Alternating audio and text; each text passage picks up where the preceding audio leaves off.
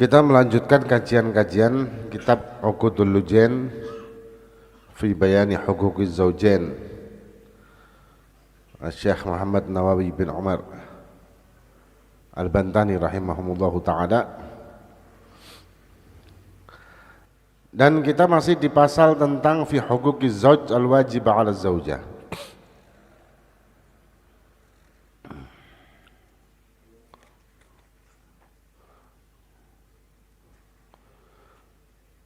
Kita sampai ke pembahasan tentang masalah ketika seorang perempuan nanya sama Nabi Muhammad SAW,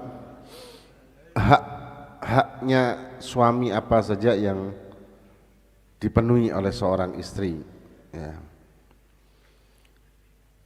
Kemudian seorang perempuan tersebut akhirnya bertanya sama Nabi, afala atazawwaj, apakah aku tidak kawin aja?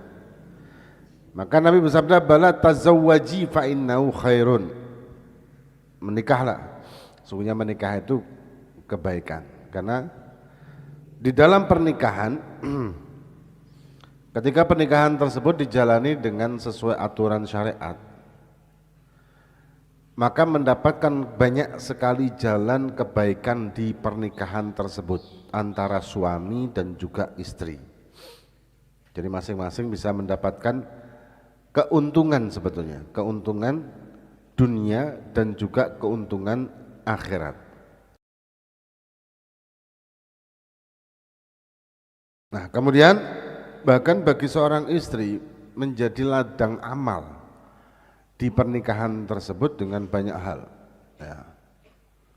Walaupun sifatnya seperti remeh, tapi sebetulnya amalnya banyak akhirnya. Seperti membikinkan makan suami, itu pahala gede itu. Membikinkan kopi suami, menyiapkan pakaian suami, ya, ketika suaminya mau kerja ngoten nggih, terus dicepakno. Walaupun itu bukan suatu kewajiban memang, tapi merupakan ladang amal yang besar. Ketika suami memberikan hadiah kepada istri misalkan, itu pahalanya besar. Melebihkan belanja, pahalanya besar. Atau suami menyenangkan hati istrinya dengan bercanda misalkan, pahala besar. Atau suami mendidik istrinya, ngajak ibadah bareng-bareng dengan istrinya, pahala besar. Intinya ladang amal, ladang pahala itu banyak di pernikahan. Ya, kesempatan untuk kita menumpuk-numpuk pahala, memperbanyak ganjaran itu di pernikahan luar biasa kesempatannya dan mudah. Sangat mudah sebetulnya. Nah, cuman yang bikin nggak mudah niki apa sih? Yang bikin nggak mudah niki kan hawa nafsu. Ini yang bikin nggak mudah. Bahkan amal yang kita lakukan sehari-hari pun sebetulnya juga mudah kan. Cuman yang membuat tidak mudah itu kan hawa nafsu. Yang membuat kita berat melakukan amal wajib, berat melakukan sholat misalkan, itu kan hawa nafsu sebetulnya. Nah, kemudian kita lanjutkan Warawat Tabrani, diriwayatkan oleh Imam Tabrani, ya. Hadis Nabi Muhammad SAW, innal mar'ata la tuaddi haqqallahi ta'ala hatta tuaddiya haqqu zawjiha kullahu.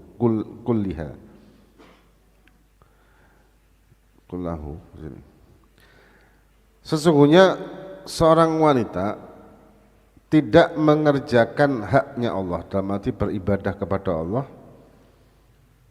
hingga dia menunaikan hak-haknya suami keseluruhan. Dalam arti begini,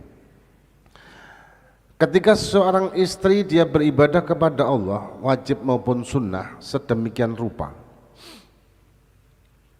ya, sedemikian rupa dia ibadah kepada Allah, sholat 5 waktu tidak pernah ninggal, wirid, zikir, rotib, apapun lah, puasa sunnah mungkin. Sedemikian hebat seorang perempuan atau istri melakukan ibadah kepada Allah Subhanahu wa taala, itu gak dianggap sampai dia memenuhi hak-haknya suami. Contoh, seorang istri, ya, ibadahnya luar biasa pokoknya. Ternyata dia tidak memenuhi haknya suami, dalam arti dia zalim dengan suaminya. Gak nurut, suaminya menginginkan dia tidak mau, menolak. Maka ibadah yang dia lakukan itu sia-sia. Ada satu hadis menyatakan bahwa ada 3 orang yang tidak diangkat sholatnya. Dalam arti tidak terima walaupun sah sholatnya. Karena ibadah itu walaupun sah tapi bisa diterima, bisa enggak kan? Ibadah yang sah, ibadah yang diterima pasti hasil dari ibadah yang sah. Tapi kalau ibadah yang sah belum tentu diterima. Kata Nabi ada 3 orang, 3 jenis orang maksudnya, yang ibadah sholatnya tidak diterima. Apa? Salah satunya perempuan yang durhaka kepada suami. Salah satunya. Ya, salah satunya seorang wanita yang durhaka kepada suami dan suaminya gak ridho. Maka tidak diterima ibadah yang dia lakukan. Kemudian lau sa'alah, apabila sang suami memintanya, dalam arti hubungan suami istri ya. Wahya ala dhahri kitbin. Kitbin ini haudajab itu juga sama artinya. Semacam tandu di atas unta. Lam tamna'hu nafsaha, maka tidak boleh dia untuk menolaknya ya, kecuali hanya di satu hal, yaitu ketika dia haid atau nifas, wajib malah menolak. Tapi selain daripada itu tidak boleh menolak sama sekali walaupun dalam kondisi apapun. Cuman memang di sini diperlukan pengertian seorang suami. Makanya kan kita sebelumnya sudah kita bahas tentang haknya istri yang wajib oleh suami, wajib dikerjakan oleh suami. Dalam artian antara lain berbuat baik dan bermuamalah yang baik kepada istrinya. Nah, kita bahas di sini sebetulnya imbang ini. Ini imbang. Jadi seorang istri tidak boleh nolak ketika suaminya menginginkan hubungan dengan dia, walaupun posisinya di atas tandu yang di atas unta. Ya, tidak boleh nolak, hukumnya haram dan dosa besar. Betul. Cuman dalam kondisi seperti ini kembali lagi ke haknya istri yang wajib atas suami. Ketika seorang istri mungkin dalam kondisi yang repot seperti itu, maka suaminya wajib untuk berbuat baik kepada istri, dalam arti menahan diri. Karena situasi tidak memungkinkan. Nah, ini imbang kan sebetulnya. Sebetulnya imbang ini. Antara suami dan istri sebetulnya imbang. Tapi kadang-kadang orang-orang zaman sekarang ini, apalagi yang di medsos-medsos itu menganggap bahwa seolah-olah Islam ini sangat-sangat melemahkan wanita dan sebagainya. Padahal enggak, imbang sebetulnya. Kemudian qala Ibn Abbas, sana Abdullah bin Abbas radhiyallahu taala anhuma mengatakan, atat imra'ah min Khash'am, ya, datang seorang wanita dari Khash'am, ini satu nama suku dari daerah, ila Rasulillah sallallahu alaihi wasallam, kepada kanjeng Nabi Muhammad sallallahu alaihi wasallam. Faqalat, dan si perempuan itu mengatakan, inni imra'ah ayim wa uridu an atazawwaj fama haqquz zauj. Sesungguhnya aku adalah perempuan yang ayim itu tidak punya suami. Ayamakum, tidak punya suami. Wa uridu an atazawwaj, dan aku menginginkan untuk menikah. Ya. Fama haqquz zauj, apa saja hak-haknya suami.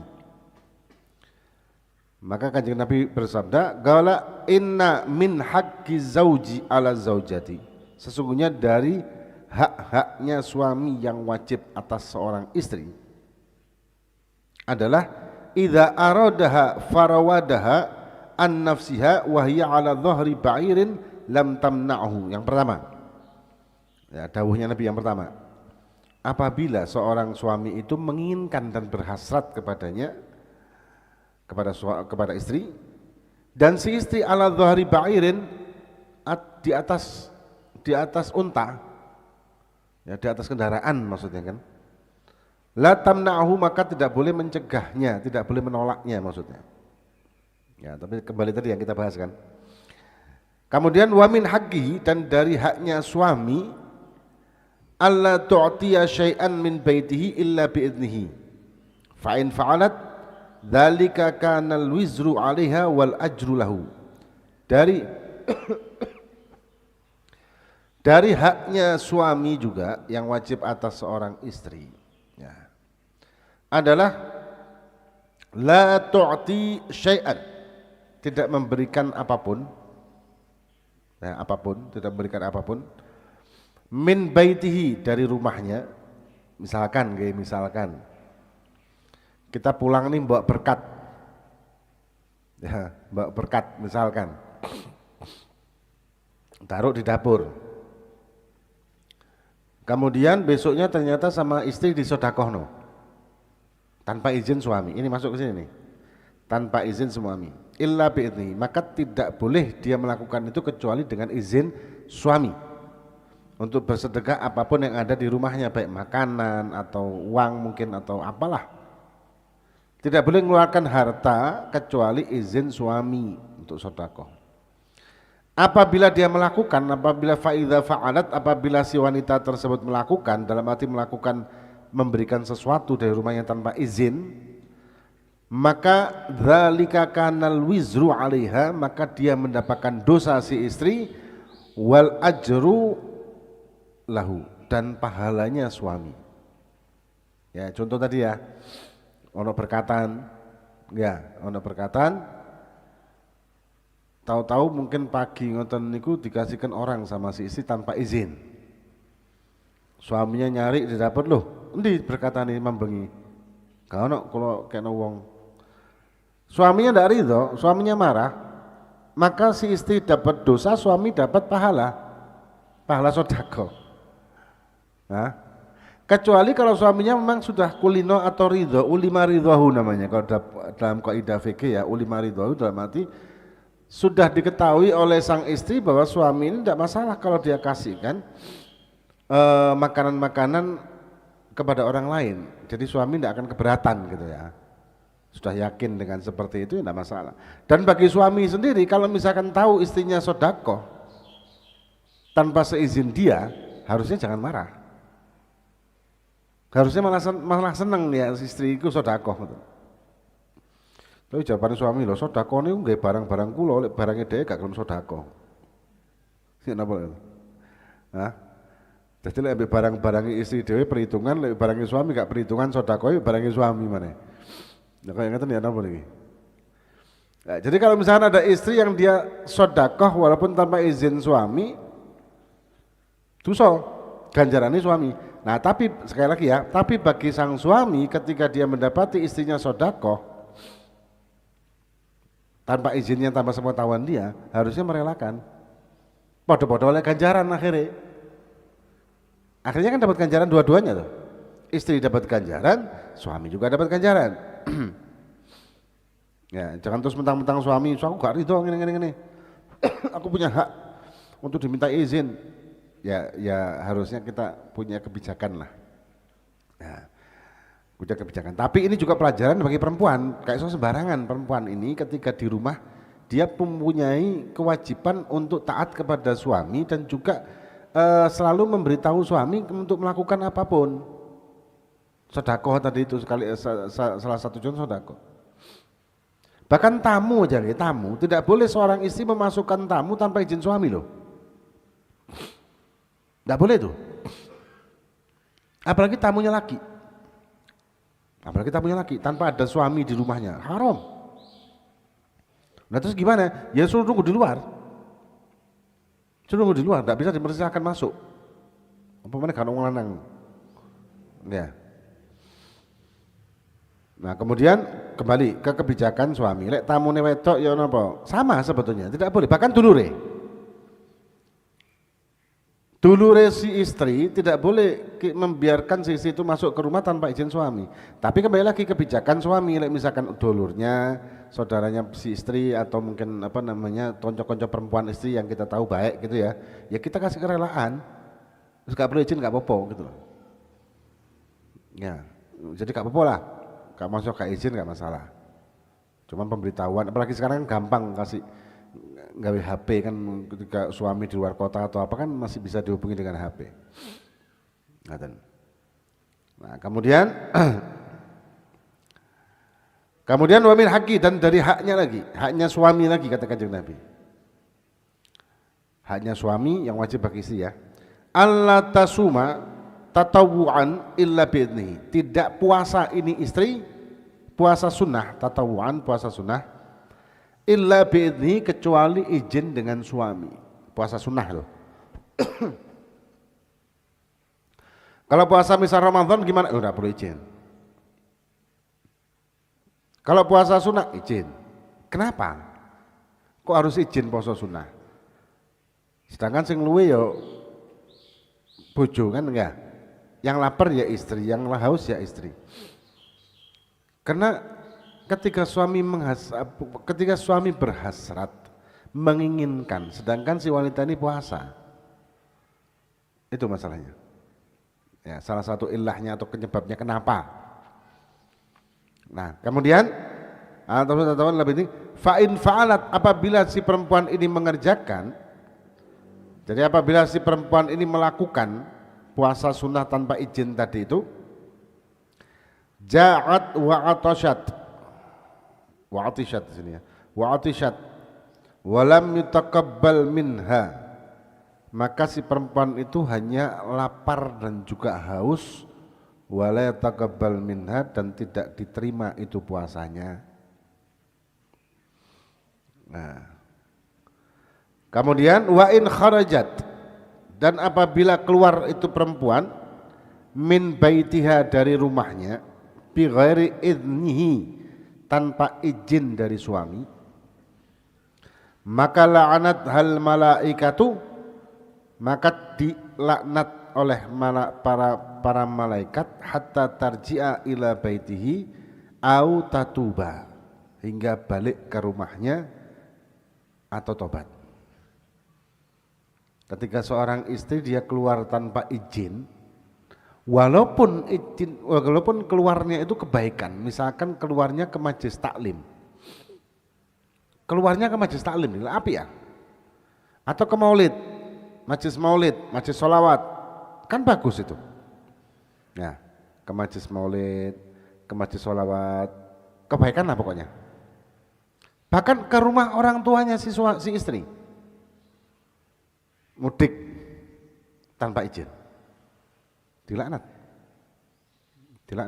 Kenapa? Karena istri merupakan tanggung jawab penuh suami. Sudah tidak lagi sang ayahnya suami itu bertanggung jawab kepada anaknya. Setelah adanya akad nikah, maka berpindahlah tanggung jawab penuh. Maka itu ketika ada seorang suami, dia memberikan nafkah kepada ibu kandungnya hingga istrinya tidak dikasih nafkah, hukumnya haram. Mana yang diutamakan? Istri dulu, baru orang tua atau yang lain. Yang diutamakan istri dulu, haknya soalnya. Jadi istri dulu yang diutamakan ya, haknya istri, karena merupakan kewajiban suami, haknya istri, kewajiban suami, kemudian baru yang lain. Nah, kemudian ini kadang kalau kita bahas ini koyok yopo gitu ya. Padahal sebetulnya kalau kita mau memahami dengan akal dan kemudian kita lengkap mempelajarinya itu dari mulai haknya suami, haknya istri, kemudian sekarang adalah haknya suami. Sebetulnya kita akan melihat bahwa syariat ini sudah menata dengan sempurna kedudukan rumah tangga bagi suami dan juga istri. Tidak ada yang diberatkan di sini sebetulnya. Tidak ada yang timpang, betul. Kan enggak enak suami itu harus istri itu harus taat sama suami. Kan enggak enak. Loh, taatnya itu juga itu tergantung loh. Enggak serta-merta taat 100% begitu enggak, tapi ada batasan. Ada batasan. Ketaatan istri kepada suami ada batasan. Ada batasan.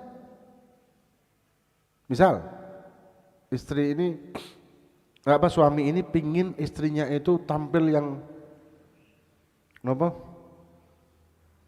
Yang apa ya? Hah?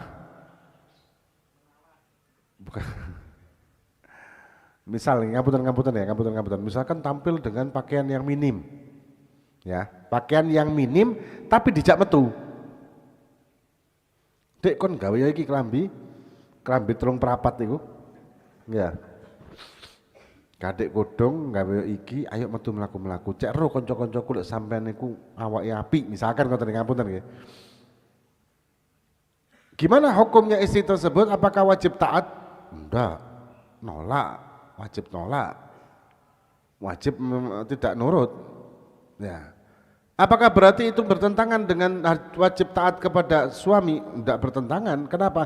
Karena ketaatan kepada suami terbatas. Dalam arti ada batasan-batasan, yaitu tidak melanggar syariat. Kalau melanggar syariat, ya wajib ditolak. Nah, kemudian sebagai suami sekarang, sebagai suami, dia harus ditaati, harus ini. Apakah dia berlaku sebagai seorang raja? Enggak juga. Ada batasan bagi sang suami. Lek rojo niku lak sorona menang. Nah, kok gak serem wong dihukum, kok apa ditandangi apa misalkan gitu ya, masuk ke penjara lah ibu segala macam. Apakah suami bisa bertindak seperti itu? Jawabannya tidak. Nyentak kali istrinya itu pun ada batasan loh. Bentak kepada istrinya itu ada batasan.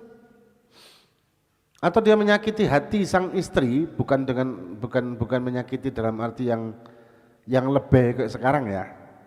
Menyakiti dalam benar-benar menyakiti dalam arti dia tidak menghiraukan istrinya tanpa sebab syar'i.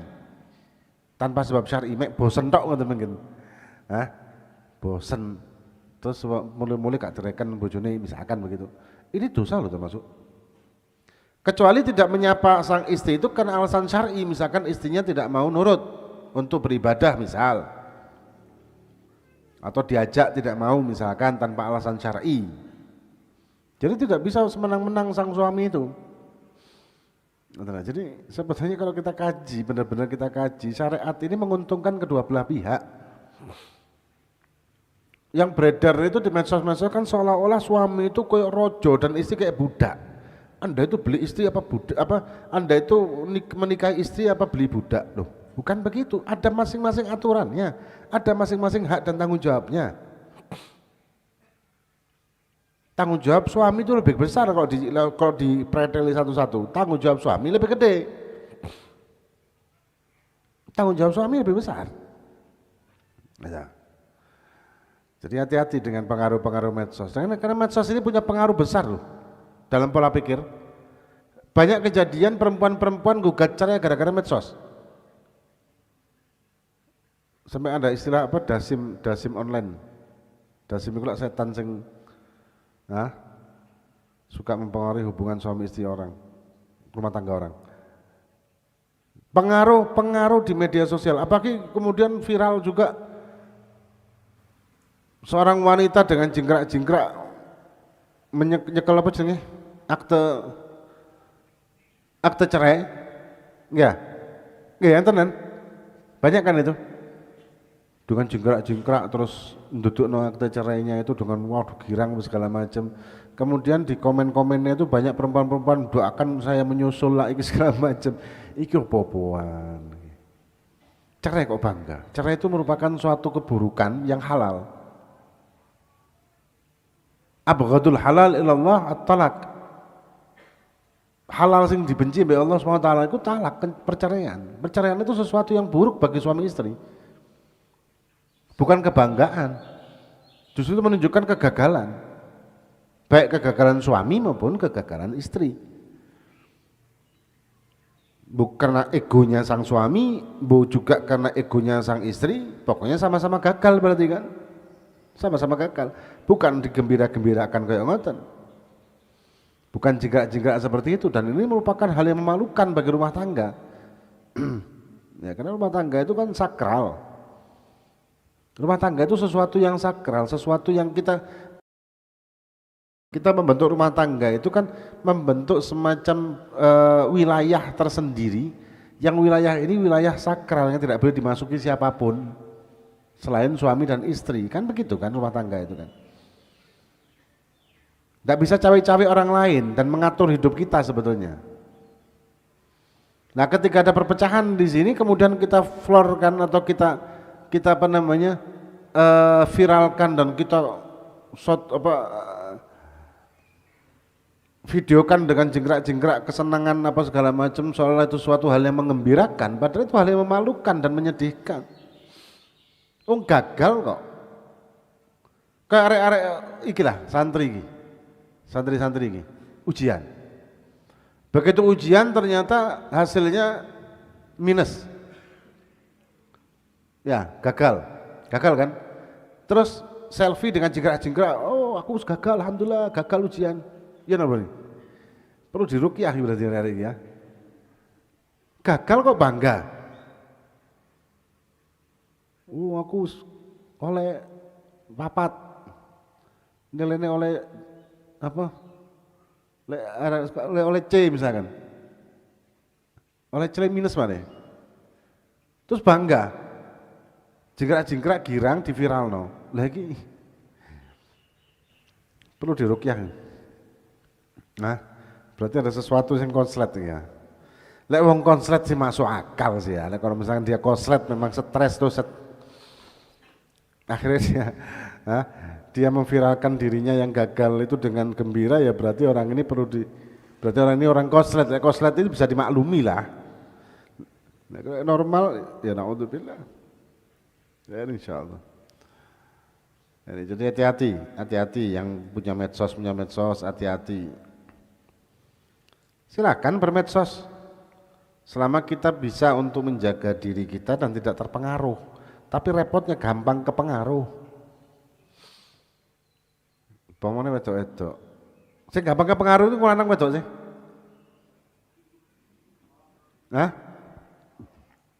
Sing gampang kepengaruh tontonan itu wong wedok apa lanang? Wedok nggih. Bojone sampean lek scroll TikTok niku sampean jejeri. Apa? Nontok bareng. Mesti ngoten ya, nontok bareng. Jadi kita bisa tahu, oh iki sing bahaya, iki anu ngoten. Karena bagaimanapun juga ketika seseorang itu tidak punya iman sing kuat, itu gampang kepengaruh dengan apapun di luar. Apalagi misalkan seorang istri yang dia curiga bisa ambil suaminya, gampang kepengaruh tuh. Suaminya ternyata telat mulih misalkan, telat pulang kerja, macam-macam pikirannya dia. Dan ini kan membahayakan. Ini membahayakan. Ketika ada bisikan dari teman atau di media-media sosial, suami yang pulang kerja itu berarti punya apa? Punya selingkuhan. Akhirnya begitu pulang kerja memang dipecututi apa segala macam, berbuat gak enak lah siswa asisten tersebut. Jadi masalah. Yang ternyata selidik ternyata si suami memang pulang kerja telat karena lembur untuk membahagiakan istrinya ulang tahun, dia kerja lembur supaya bisa beli hadiah untuk istri ulang tahun. Ternyata seperti itu. Ya apa? Suudzon. Pengaruh orang lain. Pengaruh tontonan, akhirnya kacau rumah tangganya. Benar itu kisah nyata itu.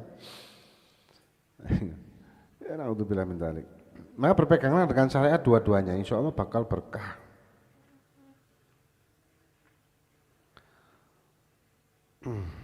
Ini pertanyaan. Ada pertanyaan ada itu?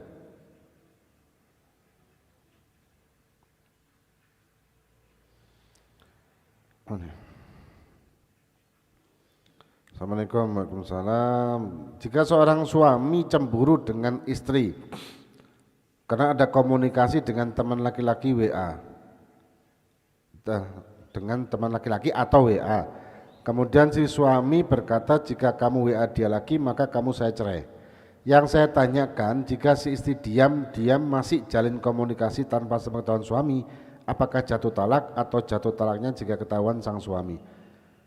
Ini taklik namanya. Ini namanya taklik.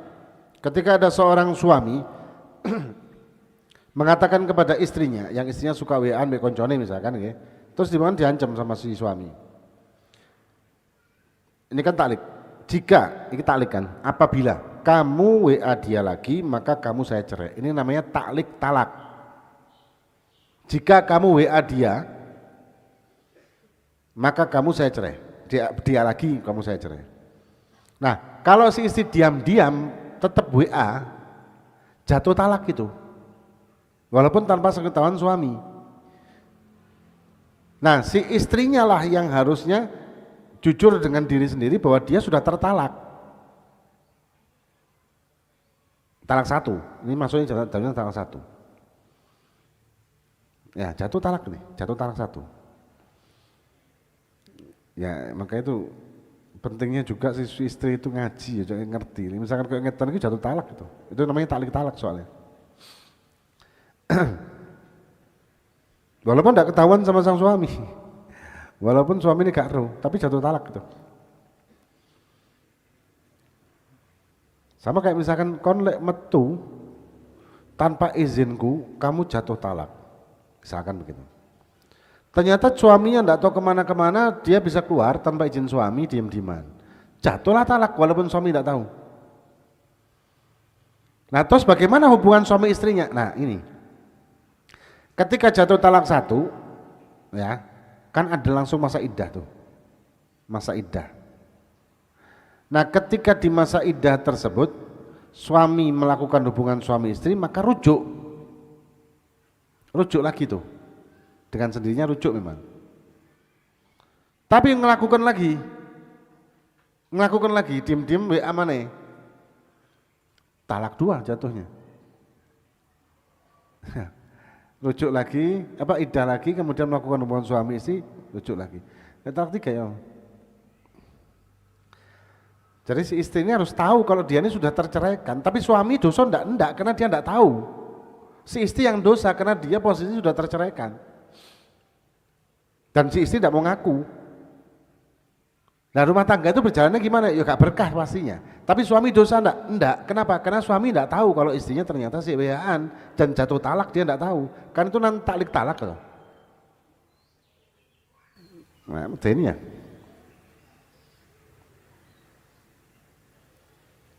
Ada pertanyaan lagi? Pertanyaan bebas walaupun di luar tema. Ada enggak? Itu bener masalahnya ini kok aku sing gak gelem takok. Apa wedi sampean?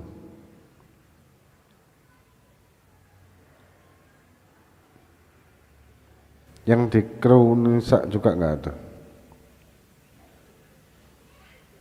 Enggak ada.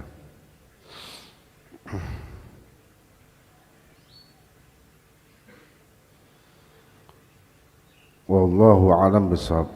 Fatihah beranda fakna fi dunya hakum sallallahu alaihi wasallam. Haddat an-nabi al-Fatihah. Suratul ladzina an'amta 'alaihim ghairil maghdubi 'alaihim waladdallin. Amin. Bihaqi al-Fatihah wa asali al-Fatihah barakatul Fatihah. Taqabbal minna sam'a wa tub 'alaina Allahu musta'an bi fadlika wal 'afiyati wal rahmati wal rahmah. Hamna wa sallallahu ala sayyidina Muhammadin wa ala alihi wa sallam. Alhamdulillahi rabbil alamin.